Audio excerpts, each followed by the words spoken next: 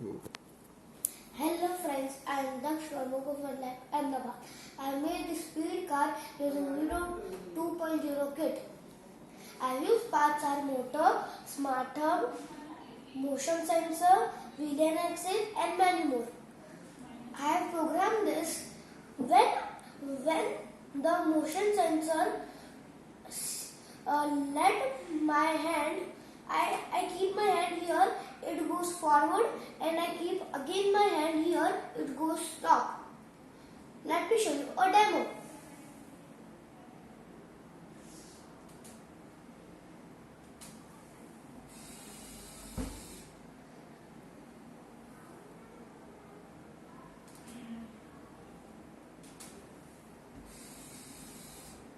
So friends, you saw that if I keep my hand here, it start moving, and if I keep my hand again, it stop. Thank you.